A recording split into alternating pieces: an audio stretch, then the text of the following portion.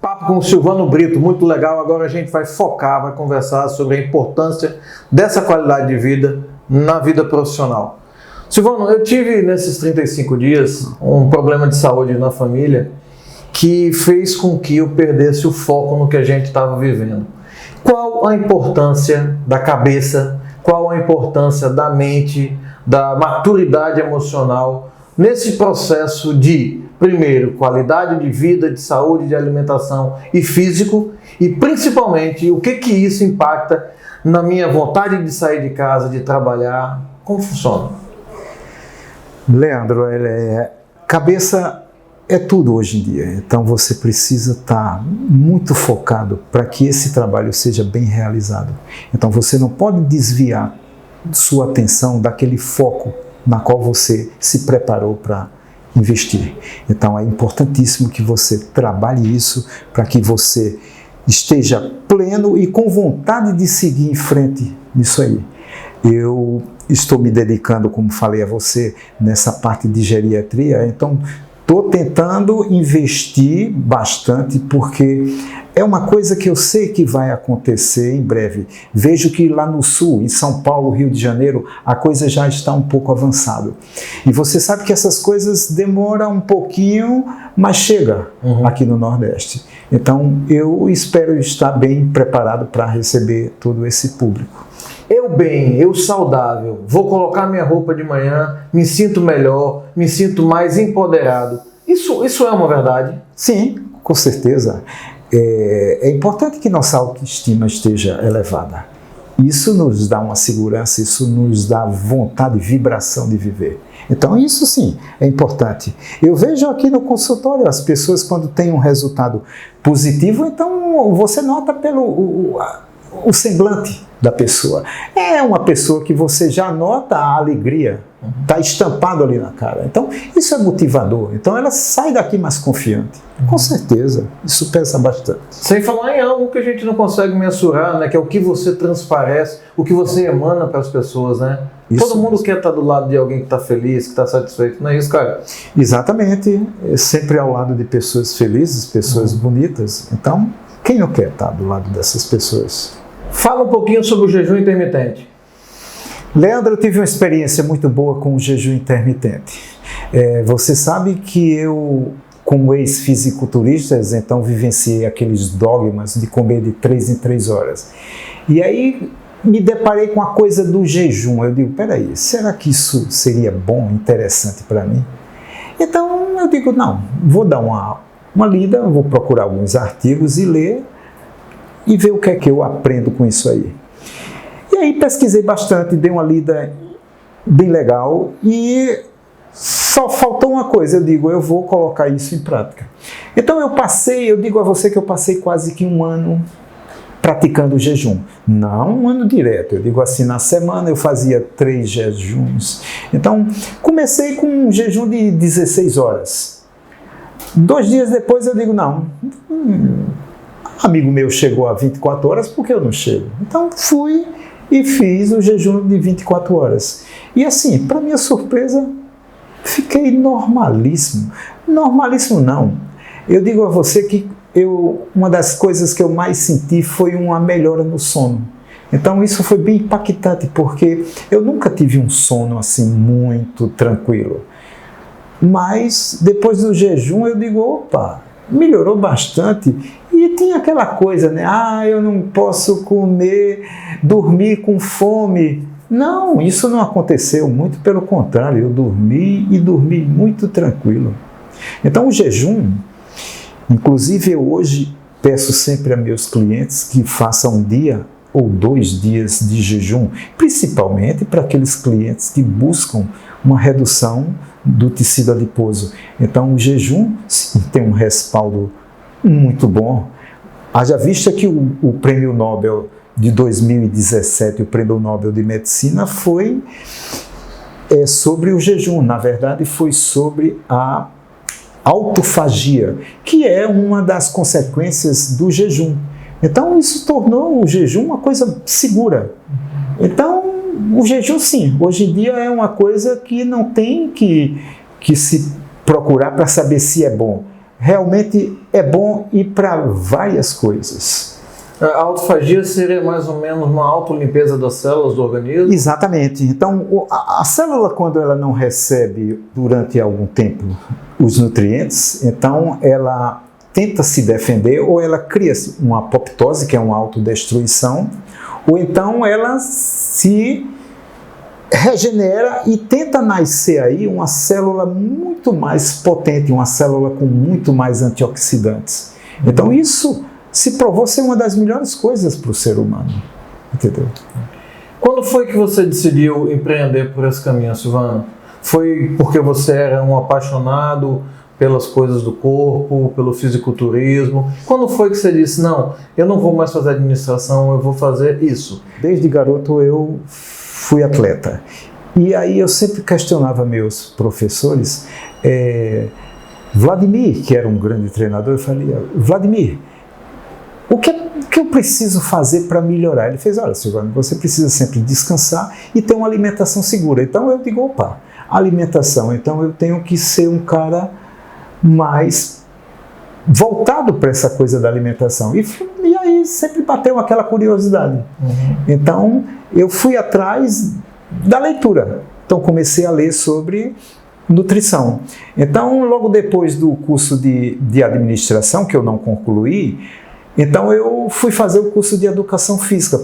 Lembro bem que naquela época os educadores físicos, 90% eram ex-atletas e eram atletas campeões. Então tinha os jogos escolares naquela época que praticamente Recife parava uma semana por conta desses jogos escolares. Era uma coisa muito, vamos dizer assim, muito conhecida naquele período. Geralmente era o período de setembro, o mês de setembro, então tinha os jogos escolares. Então, com certeza, uma semana os colégios paravam para assistir os jogos escolares. E quando eu fiz o curso de educação física, para minha grande surpresa, estava lá vários ex-atletas e atletas bons, entendeu? Então eu comecei aí o curso de educação física, mas sempre voltado com essa coisa da preocupação com alimentação. Foi também quando eu comecei a ser fisiculturista. E aí sim, o fisiculturista é um cara super voltado para a alimentação. Basicamente, a alimentação seria 60% a 70% do foco do nutricionista. Hoje a disponibilidade de proteínas, né, enfim, suplementos, de suplementos é absurda. Na época era diferente, né? Era ovo, albumina. Né? Naquela época não existia internet, então as coisas eram muito mais complicadas. Então, praticamente os suplementos eram muito escassos. Pouquíssimas lojas de suplemento naquela época. Caríssimos, né? Não era nem a questão de ser caro, era que não existia muito suplemento. Então, alguns alimentos eram tidos como os suplementos. Quer ver? Lecitina de soja, germe de trigo, levedura de cerveja. Então, quem comia isso dizia, poxa, isso aí é um superalimento. Sempre é um superalimento. Então, isso sim era o suplemento daquela época. Lembro muito bem que eu costumo dizer que eu talvez tenha sido a primeira pessoa a usar um guaraná em pó. Então, eu estava numa competição de atletismo, o Norte e Nordeste de atletismo, e interessante que naquela época eu tinha feito um trabalho escolar, que é um trabalho sobre os índios. E, para minha surpresa, li que os índios, antes das caçadas, eles faziam um preparo com o guaraná em pó. E eles tomavam aquilo para fazer uma longa caçada. E, por coincidência, nessa competição, a equipe do Pará tinha um garoto lá raspando a barra. O pó do guaraná, que na verdade era uma barra, isso, raspando na língua do peixe pirarucu. E eu olhei assim e perguntei a um amigo meu que era também da equipe do Pará e fez, o que é que aquele rapaz está raspando. Aí ele fez, não, aquilo ali é a raspa do Guaraná. Eu digo, rapaz, eu queria aquilo ali, porque eu fiz um trabalho lá no colégio e me falaram muito que isso aí dá muita energia. E realmente o Guaraná em pó é uma das sementes mais ricas em cafeína. Verdade. Então, quando o cara me trouxe aquele bastão do Guaraná, eu disse, puxa, foi um dos melhores presentes que eu ganhei na época. Então, aí eu costumo dizer que eu fui o pioneiro a usar o Guaraná em pó aqui em Recife. Na época até o ovo era tratado como vilão, né? Sim, o ovo sim, por conta de toda essa história do colesterol, que até hoje é uma história muito mal contada, né? Mas não vamos entrar nessa discussão. Mas sim, se preconizava que 3 ovos por semana, entendeu? E naquela época, por conta disso, então eu consumia fazia uma alta ingestão de clara de ovo. E a albumina que era desidratada, né? Isso, logo depois veio a albumina, que nada mais é do que a clara do ovo desidratada. Então, facilitava um pouco a vida da gente, se tornava aquilo mais prático.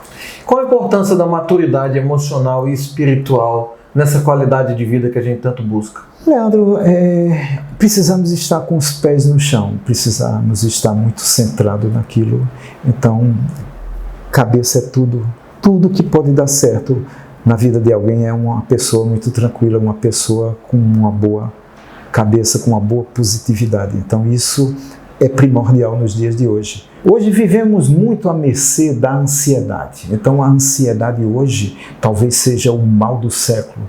Então, o que tem de pessoas com problemas de ansiedade? Então, hoje as pessoas estão se tratando para tentar vencer isso aí, porque a coisa está muito séria, entendeu? Então, é uma coisa que precisa ser melhorada. Os transtornos dessa bipolaridade, dessa ansiedade, impactam diretamente na qualidade da alimentação, né? Com certeza. Às vezes nós temos uma ansiedade em busca de comida. E, na verdade, não é uma fome. É uma vontade de comer, é aquela ansiedade por comer. Porque fome, você vai ver fome naquelas crianças que passam dias sem comer. Mas aqui, por exemplo, as pessoas se alimentam, 2 horas depois já alguns ligam preocupados, Silvano, eu comi agora, eu estou morto de fome. Eu digo, olha, fome não é porque você ainda nem terminou a digestão. Você está com vontade de comer, isso devido à tua cabeça que está aí pensando em comida, pensando em N coisas. Você precisa trabalhar isso melhor. Para a gente encerrar, existe uma dica de ouro para quem quer mudar a vida, melhorar a qualidade de vida, melhorar o trabalho? Leandro, para mim funciona sempre aquela coisa de vontade, foco. Então hoje sempre tudo que eu quero eu coloco aqui, ó, a positividade. Eu vou conseguir, eu tento ir em cima disso aí. Então acho que o pensamento é muito forte e o pensamento tem poderes. Então eu sempre me baseio nisso aí. Quem quiser te encontrar, entrar em contato para saber mais um pouquinho do seu trabalho, rede social, telefone, que você quiser. Isso. Olha, eu atendo inclusive minhas consultas, que é também via WhatsApp, no 991721012. E o Instagram Silvano Brito _Nutri. Então, isso aí vocês vão me encontrar fácil. A gente vai continuar o projeto por mais 30 dias, né, porque eu acho que eu fui impactado por um negócio que estava fora do que a gente tinha combinado. E eu volto a falar mais sobre isso. Meu irmão, muito obrigado, viu, velho? Um abraço. Eu que agradeço, Leandro. Valeu. Galera, não conseguiu ver o vídeo todo? Vá lá no YouTube, clica lá no sininho, se inscreve para receber todas as nossas notificações. E no Instagram, empreendedor_oficial, porque empreender no Brasil é coisa de doido. Au!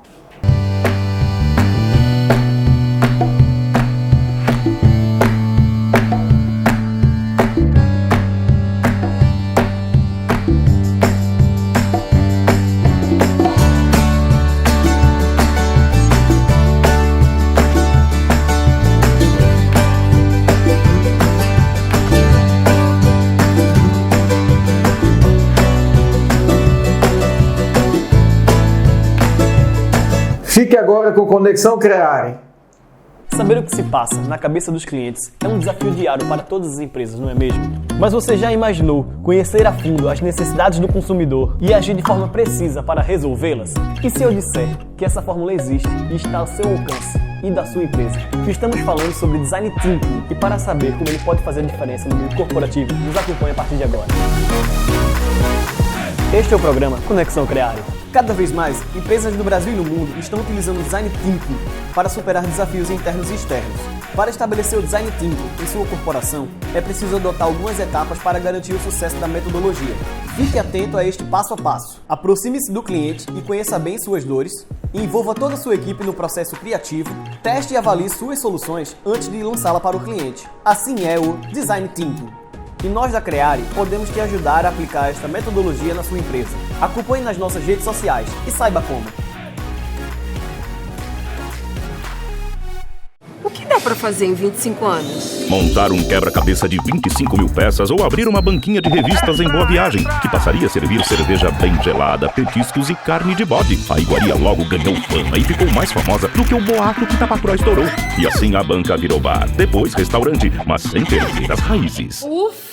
Ainda bem que transformaram a banquinha de revista em bar. Afinal, ninguém faz amigos fazendo palavras cruzadas. Entre amigos o pode. A vida fica melhor entre amigos. Se beber, não dirija.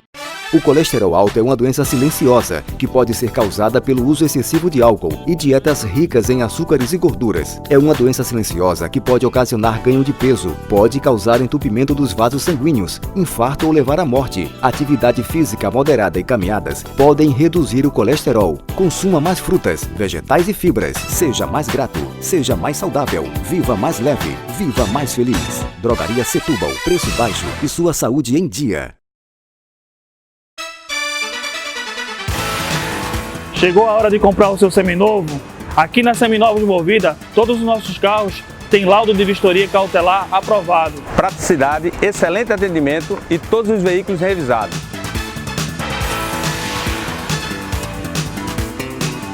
Na Imbiribeira e na Caxangá, Seminovos é na Movida. Vem tomar um café comigo.